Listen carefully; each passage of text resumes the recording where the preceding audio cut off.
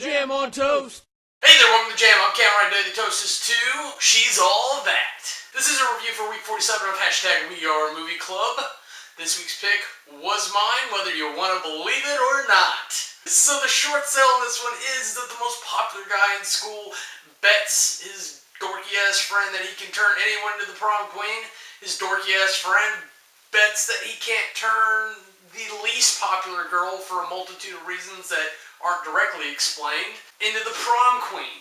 There's some other things involved here that you kind of need to know for it to make sense, but as a basic premise, those are the skinny bits. My love it for this one is by far the Kiss Me staircase scene, which is notably known to be the cheesiest thing ever in teen rom-coms, and it's constantly referenced in parody movies and other places as something that's hokey and stupid that you shouldn't do. But the original, if nothing else, we'll get to that on my next pick.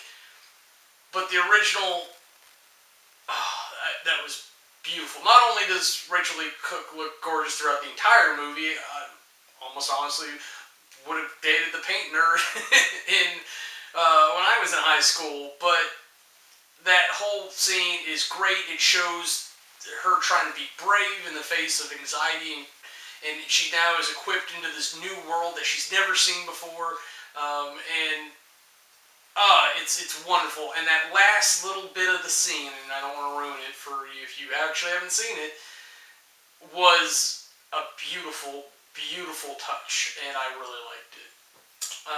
My dislike for it, there are a few little things throughout the movie that bother me, and they're mostly like inconsistencies in timing, but by far is when Clea Duvall's in the bathroom, like Rachel Lee Cook's at the party, and she's looking for the bathroom, and she finally finds it, and surprisingly there's no line, and it might be because Clea Duvall's passed out in the toilet. Rachel Lee Cook opens the door, Clea Duvall immediately looks up and goes, "Splatter girl?" No. She did not have enough time to recognize it, even if she was secretly in love with Lainey Boggs and memorized her voice. That drunk where you're like living in the toilet? No, I don't think so. The MVP for this one, without a doubt, was Rachel Lee Cook. She is this movie. Not only is she the subject matter, she's the protagonist in my perspective of the movie. We kind of have this douchey Freddie Prinze Jr.'s character that he's the lead story. He's the one driving a lot of the things, but she's the focus throughout the entire thing to me. And to me, she's the main character. He's just a precursor. But I tend to look at movies where they can be about the events happening and not necessarily the characters. So the lead character is the event of all this. It's the movie, the movie focusing on the event, not necessarily characters. But if I have to learn it down, that's where I see it. He's just an acting force, and they both do a good job. But Rachel Cook is definitely the character not only that I sympathize, empathize, and relate to more, but she's definitely who I see being the lead actress and focus in here, and she does a bang-up job as Lainey Boggs. Let's get on to the categories. Aesthetics. I'm going to be honest, it's not the best looking movie. It's not the worst by far, but there's not any cool special effects. There's no guys flipping off motorcycles and helicopters. It's filmed at a high school with rich kids in their shitty houses, and Lainey's house is the most relatable out of any of them. It's the only house that looks relatively normal, and they still have a pool in the backyard, which is fine, because the guy is a pool guy, so he probably has hookups. We see a lot of stuff, and this is a movie definitely written, made, and produced in the 90s. It came out in 99, but you can hear it in the music, you can see it in the styles. They're talking about real world, back when it was still relevant. I know it's still on now, but like it's like on this exclusive M3 channel or something, and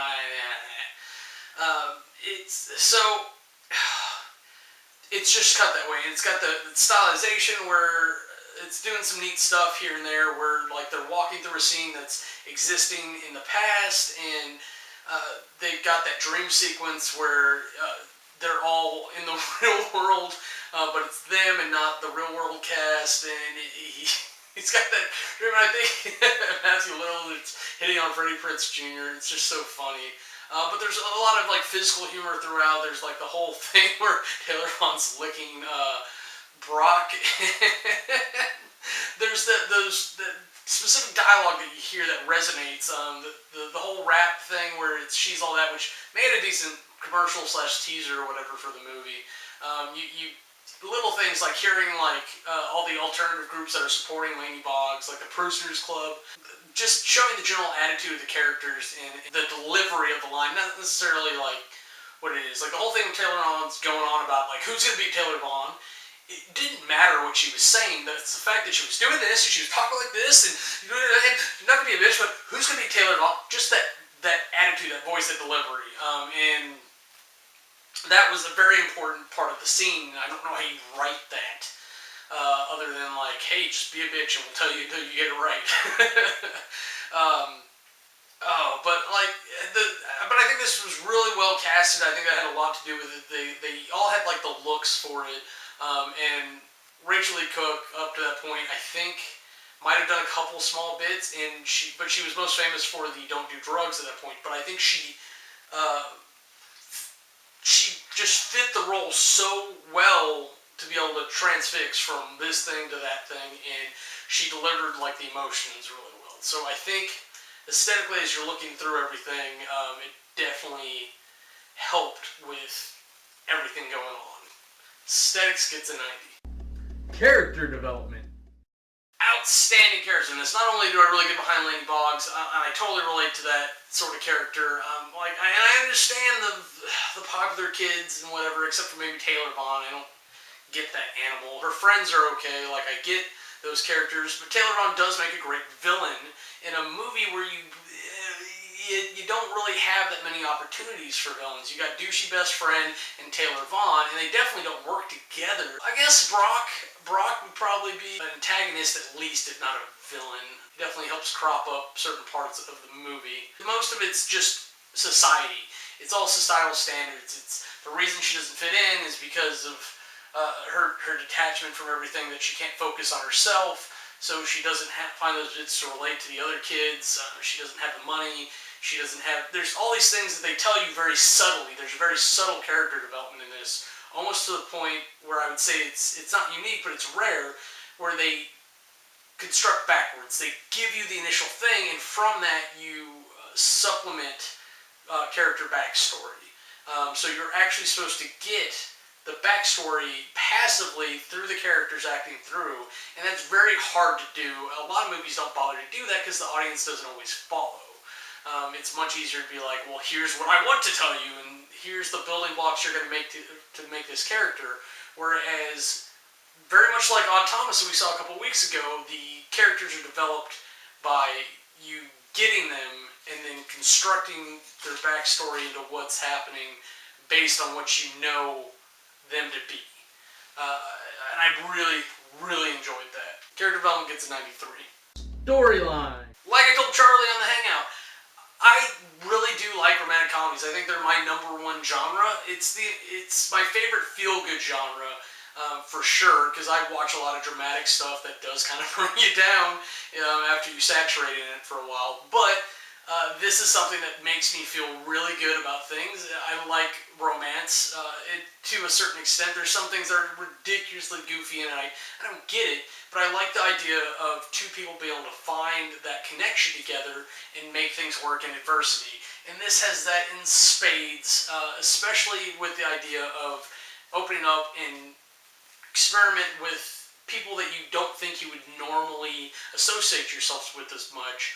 So that right there is because there's this whole idea that Laney Boggs is some depressed, homicidal monster deep down, and maybe some kids like to poke at it, like we have the artist folk, and then other people just evade.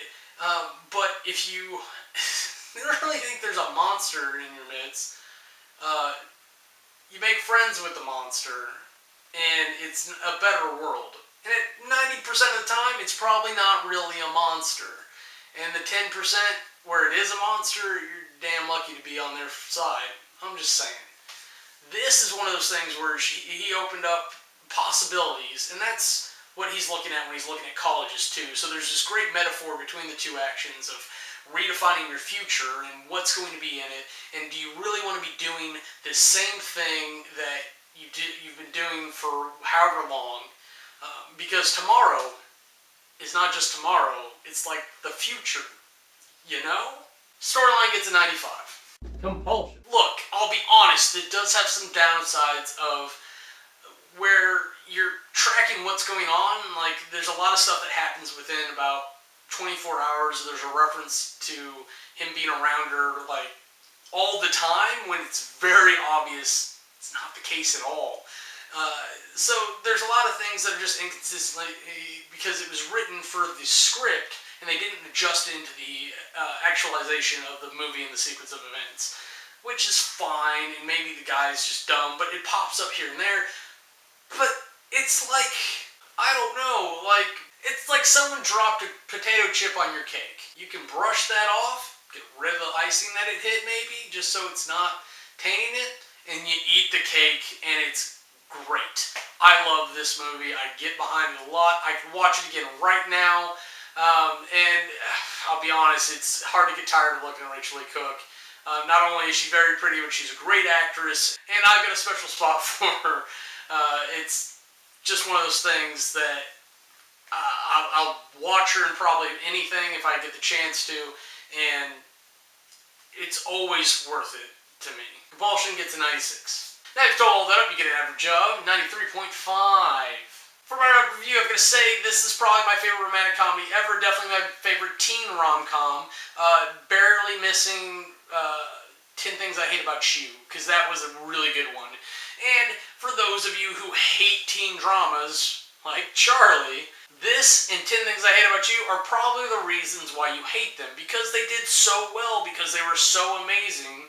And movies like Get Over It, that actually have some quality behind it, because they're based on Shakespeare. Those led the charge into teen rom-coms in the late 90s, early aughts, and there's been 100 teen rom-coms since, and everybody got friggin' tired of them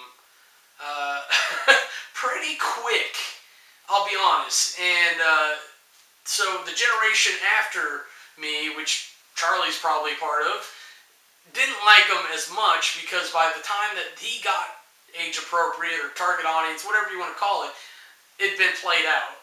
I got in on the ground floor. I enjoyed it. So I get nice nostalgia when I watch these types of movies. And hell, maybe it brings me back to a good time of sitting on the couch with the girl back when it was fun to make out and that was all that happened. I don't know. But this was a review for #WeAreMovieClub. This week's pick was mine. If you didn't like this movie, stay tuned, because in a couple of weeks, I promise you, we're going to do Not Another Teen Movie, and you'll get to make fun of every single instance of stupid teen dramas along with us. Because next week, Charlie is doing something very different, but not too different from one of his previous picks. He's going to put us back in a submarine for The Hunt for Red October. It's got Connery in it.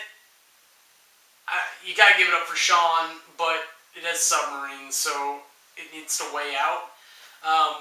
Being as this is not planned to be a funny movie, like Down Periscope was, I'm skeptical, but I'm looking forward to the opportunity for them to prove me wrong. That's it for me.